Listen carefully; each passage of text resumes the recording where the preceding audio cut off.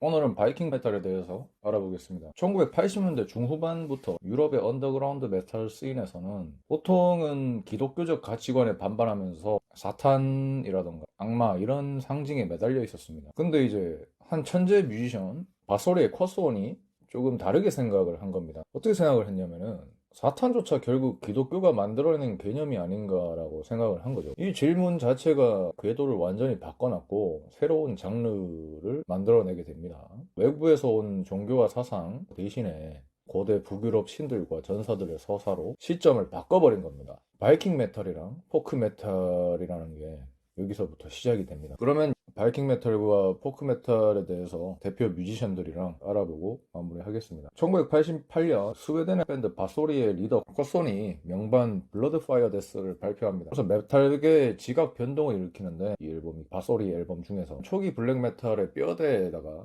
북유럽 신화의 거대한 스케일을 처음으로 입힌 앨범이죠. 그러면서 점점 이러한 조류는 다음 작품인 1990년에 나온 해머아트라는 명반에서 완성이 되는데 아주 서정적인 어쿠스틱한 라인도 많이 배치를 하고요. 일렉 기타에 디스토션을 넣은 강력한 소리들도 넣고 서정적인 부분이랑 아주 강력한 부분까지 여러 방향으로 배치를 하면서 내용은 오딘이랑 토르 같은 북유럽 신화의 신들 장엄한 코러스라던가 여러 가지 효과음, 거친 파도 소리를 전투 함성을 집어넣는다든지 해가지고 굉장히 에픽한 느낌을 만듭니다. 커소니 시도한 이 실험이 단순한 음악 장르의 탄생을 넘어가지고 북유럽 블랙메탈, 북유럽 메탈을 하는 사람들의 뭔가 자기의 뿌리를 탐구하는 그런 것까지 나아가면서 이 운동이 굉장히 넓게 퍼지고 비슷한 방향 그런 거를 추구하는 밴드들이 우후죽순으로 나타나게 되죠. 그냥 그런 거라고 보면 될 것 같아요. 우리나라로 치면은 뭐 이순신 장군이라든 예를 드는 겁니다. 신들의 뿌리를 점점 더 찾아가면서 신토부리 메탈이라고 해야 되나? 그런 느낌으로 진행이 되는 거죠. 그렇다면은 이런 북유럽 신화라든가 이런 느낌을 맨 처음 시작한 밴드가 누구냐면은 통상적으로는 레드 제플린이라고 얘기를 하죠.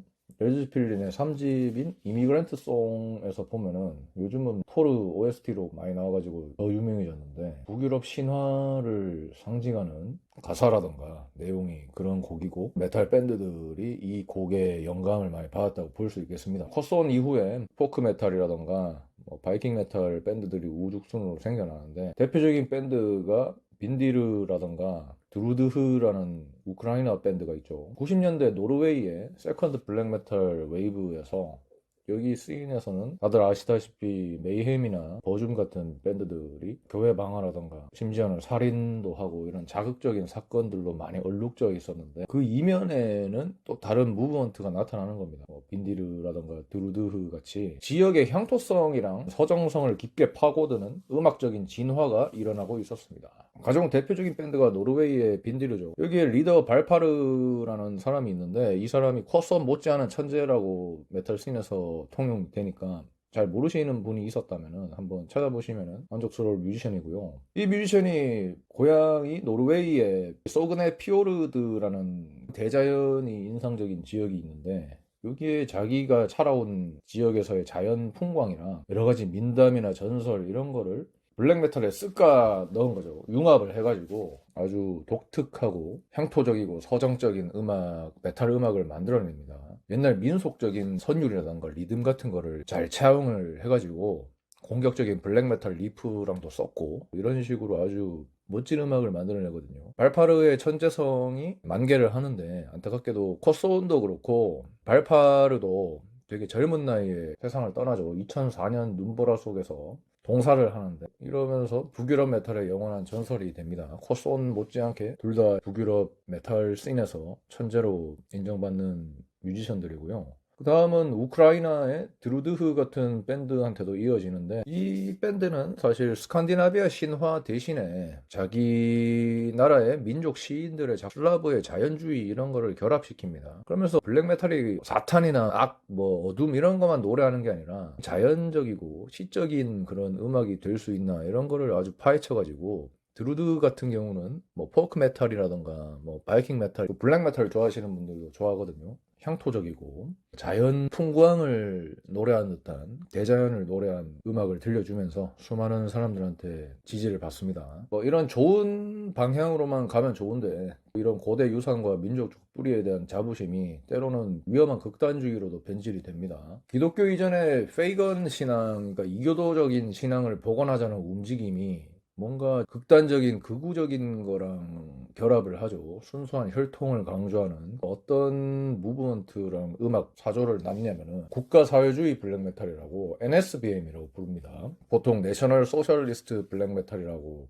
하는데 이게 뭐 인종차별적이고 아주 굉장히 어두운 하위 장르죠. 뭐 금기의 음악이라고 보면 될 것 같은데 대표적인 밴드가 그레이브랜드라는 밴드가 있죠. 이 밴드의 리더 롭 다켄이라는 리더가 있는데 이 양반이 초기에 원시적인 블랙메탈에서 굉장히 서사적인 페이건 블랙메탈로 음악적인 성취를 이루고 굉장히 음악도 잘 하긴 하거든요. 근데 이 사람의 인터뷰라던가 뭐 여러 가지 활동 같은 걸 보면은 노골적인 백인 우월주의라던가 뭐 네오나치 사상도 표출하는 식으로 그렇게 진행이 되면서 굉장히 많은 논란을 낳았습니다.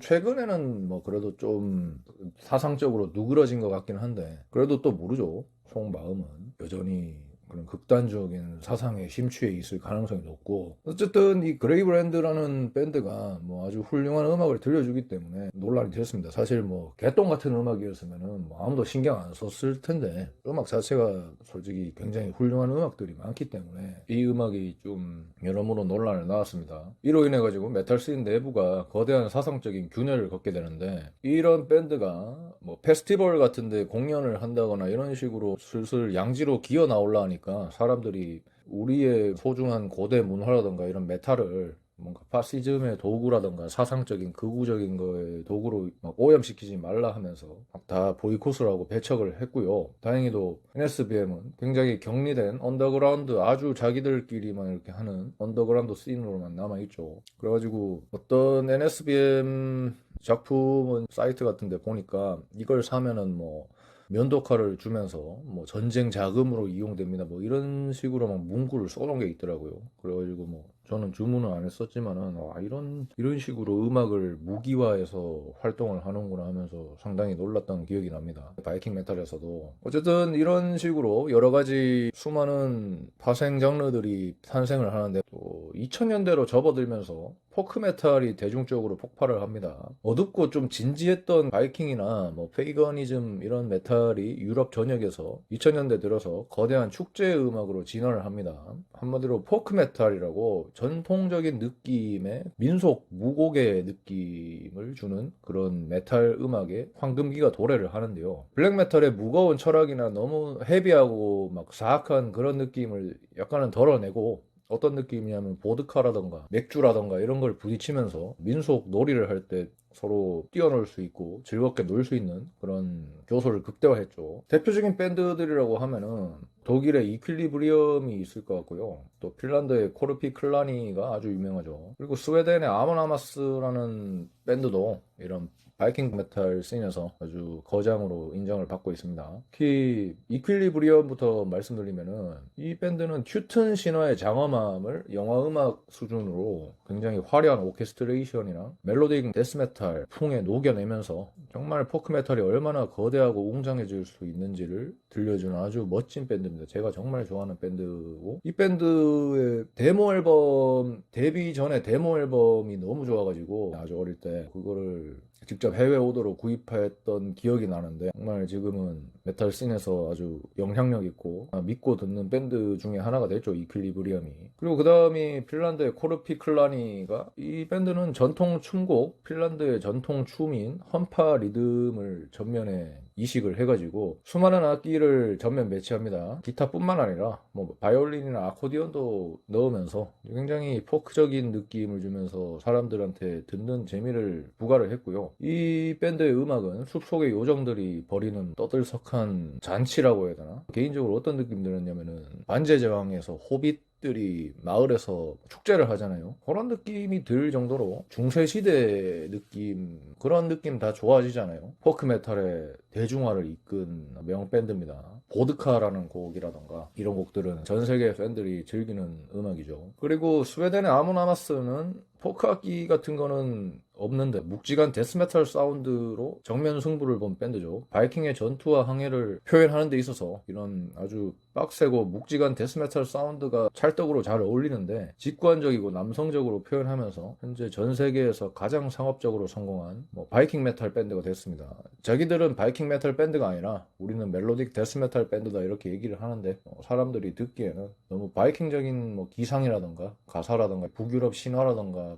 신들의 전쟁 이런 거를 많이 노래를 했기 때문에 그렇게 분류를 해도 무방할 것 같습니다. 어쨌든 이런 식으로 계속해서 이 바이킹 메탈, 포크 메탈 씬이 발전을 하고 있고요. 블랙 메탈, 슬래시 메탈에서 파생된 퍼스트 웨이브 블랙 메탈에서 또 파생된 바이킹 메탈이 이렇게 계속되는 발전을 이루고 있다. 이렇게 보시면 될 것 같고 바솔의 코손이 처음에 외롭게 시작을 했던 북유럽 신화로의 황해가 지금 40년 가까이 지나고 나서는 수많은 나라의 밴드들이 각자의 민속 악기랑 여러 가지 언어를 쓰면서 자기 국가의 전통 문화를 노래하는 거대한 축제 씬으로 성장을 했고요. 또 NSBM 같은 극우 사상 이런 안 좋은 걸 솎아내는 진통도 겪으면서 뭔가 정반합처럼 이렇게 나아가고 있는 것 같습니다.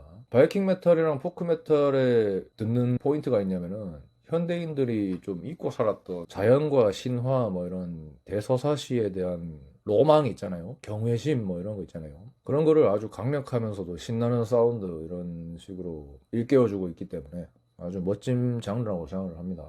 다음에 또 흥미로운 소재로 찾아뵙겠습니다. 감사합니다.